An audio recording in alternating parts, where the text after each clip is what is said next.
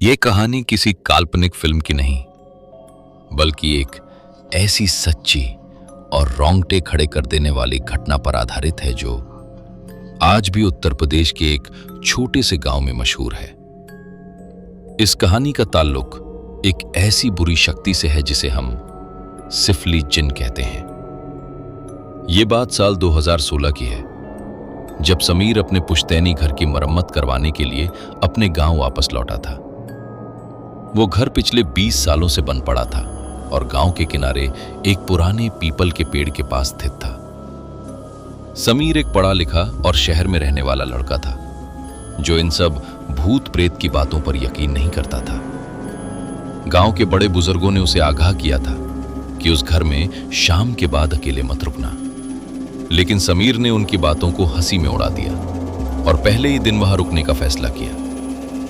पहली रात सब कुछ सामान्य था, लेकिन जैसे ही घड़ी में रात के 12 बजे अचानक घर के पिछले हिस्से से किसी के रोने की आवाज आने लगी। समीर की आंख खुली और उसने टॉर्च जलाई, पर वहां कोई नहीं था। जैसे ही वो वापस पलटा, उसे महसूस हुआ कि कमरे का तापमान अचानक बहुत कम हो गया है। अचानक उसे अपने कंधे पर एक भारी हाथ महसूस हुआ, लेकिन पीछे मुड़ने पर सिर्फ खाली कमरा था।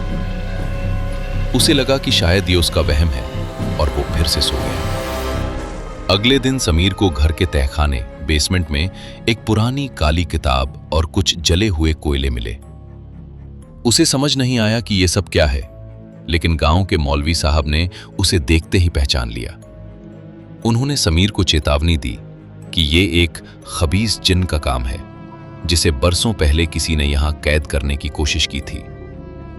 समीर को बताया गया कि वो जिन इंसानी आवाजों की नकल करने में माहिर है और वो लोगों को अकेला पाकर शिकार बनाता है। समीर को अब डर लगने लगा था, लेकिन वो काम अधूरा छोड़कर जा नहीं सकता था।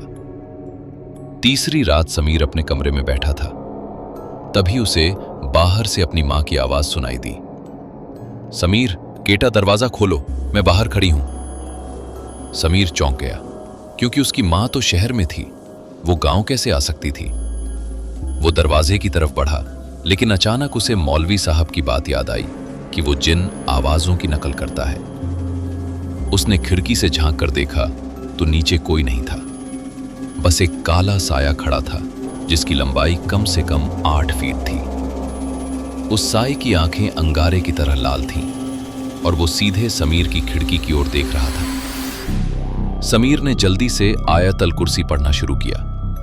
तभी अचानक पूरे घर के दरवाजे और खिड़कियां अपने आप जोर जोर से बजने लगे। समीर के कमरे की लाइट चली गई और उसे अंधेरे में किसी के सांस लेने की आवाज सुनाई देने लगी। उसे महसूस हुआ कि वो साया अब कमरे के अंदर है और उसके ठीक पीछे खड़ा है। समीर की हिम्मत जवाब दे रही थी, लेकिन उसने अपना हौसला नहीं खोया और जोर जोर से दुआएं पढ़ने लगा। अचानक वो साया एक भयानक चीख के साथ कमरे की दीवार के पार निकल गया। सुबह होते ही समीर ने अपना सामान बांधा और तुरंत गांव छोड़ दिया। गांव वालों ने बताया कि उस घर के नीचे किसी पुरानी कब्र का हिस्सा दबा हुआ था, जहां वो जिन सालों से रह रहा था। समीर आज भी जब उस रात के बारे में सोचता है तो उसके रोंगटे खड़े हो जाते हैं। यह घटना हमें याद दिलाती है कि हमारे इर्द गिर्द एक ऐसी दुनिया भी है जिसे हम देख नहीं सकते, लेकिन वो मौजूद है। अगर आप भी कभी ऐसी किसी अकेली जगह पर जाएं तो सावधान रहें, क्योंकि जरूरी नहीं कि जो आवाज आप सुन रहे हों वो किसी इंसान की ही हो।